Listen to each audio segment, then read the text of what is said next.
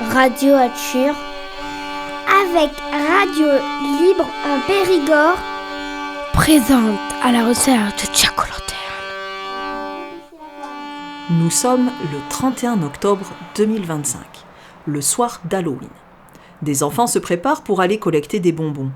Ils se sont déguisés et vont aller sonner aux portes de leur village afin de collecter auprès des habitants des friandises. Mais au fait, les enfants, c'est quoi Halloween ? Halloween, c'est une fête qui fait peur, où on va chercher des bonbons. Et on dit un bonbon ou un sort. Et après, on les mange, les bonbons. C'est où on se déguise en sorcière, en citrouille, on se maquille. On accroche des guirlandes avec des araignées comme ça qui font peur. Eh bien, regardez derrière moi. Voici une machine à remonter le temps. Il reste quelques petits détails à régler. Hop, je règle la machine pour que nous arrivions à Nantes le 31 octobre 1992. Vous n'étiez pas nés, hein ? Ça vous dit d'embarquer ? Oui. Mais alors, pourquoi Nantes ? Pourquoi 1992 ? Les enfants, vous êtes prêtes ? Vous êtes prêts ? Alors c'est parti !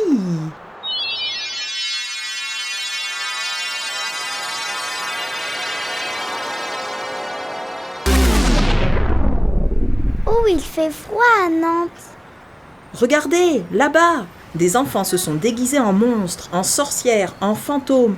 Ils transportent des citrouilles vidées avec des yeux et une bouche qui font peur et ils ont mis une bougie à l'intérieur pour s'éclairer. Venez, on va aller leur parler. Bonjour, on peut se joindre à vous ? Oui, venez, c'est trop bien. On sonne à toutes les portes pour avoir des bonbons. Vous avez déjà fait ça ? Nous, c'est la première fois. Un bonbon ou un sort ? Ouh, c'est vrai que ça fait peur. Heureusement, on a été prévenus et j'ai fait des provisions. Voilà pour vous. Vous faites magnifiquement peur. Merci, au revoir. Vous avez eu quoi comme bonbon ? Waouh, c'est qui là-bas ? Il est tout seul ? On dirait un fantôme. Et sa lanterne ? C'est pas une citrouille, ça ? Il a disparu dans une ruelle. C'était qui ? J'ai peur. Je ne sais pas, mais j'ai une petite idée. Venez, on va laisser ces enfants fêter leur premier Halloween et on va retourner à la machine à remonter le temps. En route ! Je pense, les enfants, que ce soir, on a aperçu Jack à la lanterne, appelé Jack O'Lanterne. C'est à lui que je voudrais vous mener grâce à ce voyage dans le temps. Mais il fait un peu peur. Un peu, mais je pense pas qu'il soit très méchant. Toujours partant ? D'accord. Je vais maintenant programmer la machine pour qu'elle nous amène à New York le 31 octobre 1920.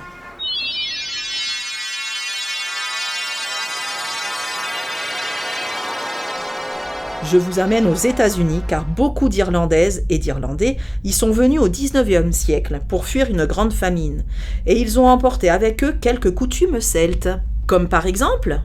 Halloween !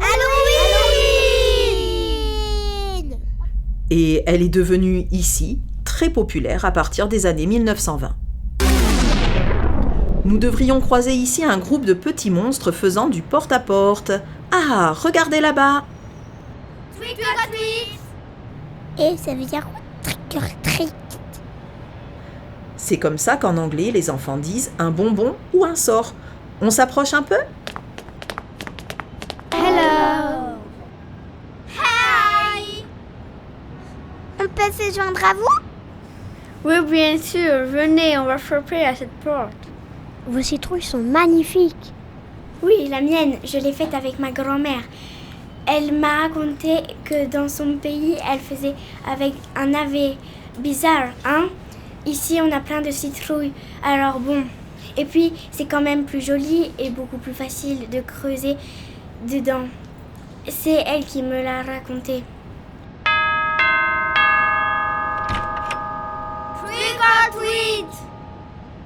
Venez les enfants, on va s'écarter un peu du groupe. Vous voyez là-bas, il y a quelqu'un. Et regardez dans ses mains. Un navet, c'est lui, c'est Jack. Non, il a encore disparu. Si on veut le rencontrer, je pense qu'il faut aller le voir chez lui. Ne sachant pas vraiment à quelle époque il a vécu, je sais en revanche dans quelle taverne il aimait aller. Ah, mais il est mort. J'ai peur. Nous voici revenus à la machine. Je vais la reprogrammer. Cette fois-ci, nous allons nous rendre dans une taverne de Wicklow en Irlande au XIXe siècle.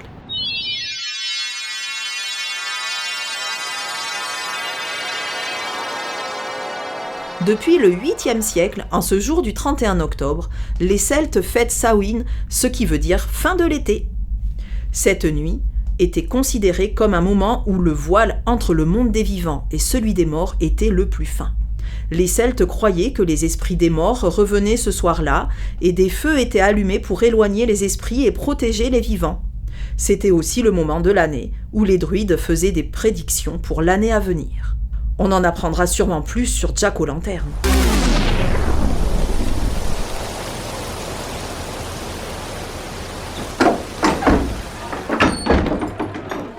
Ouah, c'est bizarre, on se croirait dans un film. Regardez dans le coin sombre là-bas. Je me demande si ce n'est pas Jack. Venez, on va se rapprocher. Bonjour, vous êtes Jack O'Lantern? Qui le demande? Mon nom est Jack Stingy. Nous venons de loin. Nous aimerions connaître votre histoire. À une condition, ramenez-moi un verre. Voilà. Mais vous pouvez pas le saisir, vous êtes un fantôme. Ha ha ha! Vous voulez connaître mon histoire, c'est ça? Oui. C'était il y a très longtemps. Un soir que j'étais accoudé à une table de ma taverne préférée, le diable en personne se présente à moi. Jacques, tu vas mourir, mais je vais te proposer un pacte. Et en échange, tu devras me donner ton âme. Ah, je m'y attendais un peu. Mais avant ça, j'aimerais que tu me payes un dernier verre. C'est entendu. Ça a fonctionné. Le diable s'est aussitôt transformé en pièce de monnaie afin que je puisse me payer ce dernier verre.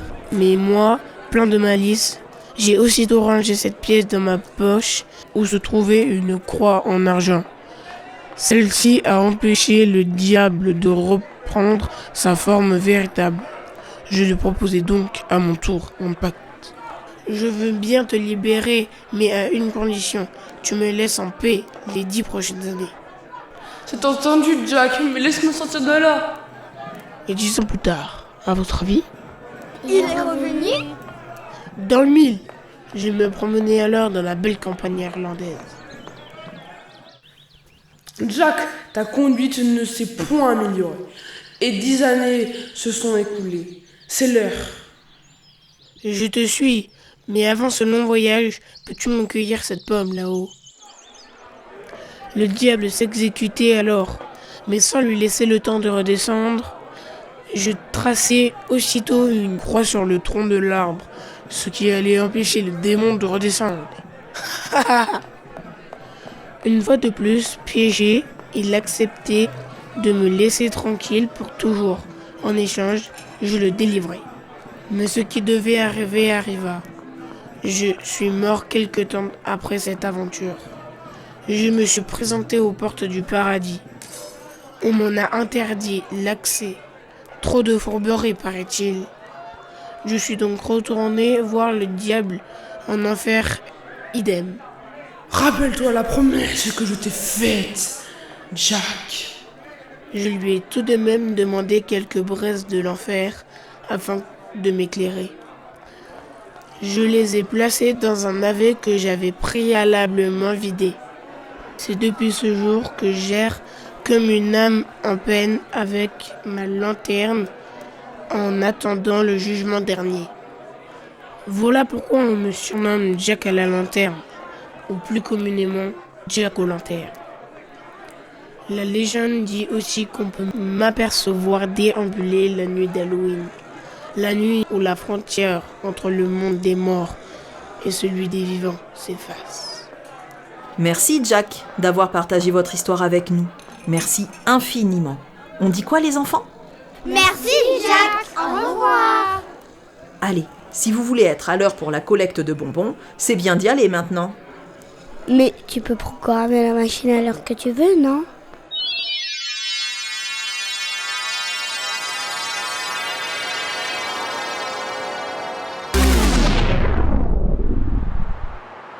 Et voilà, pile à l'heure.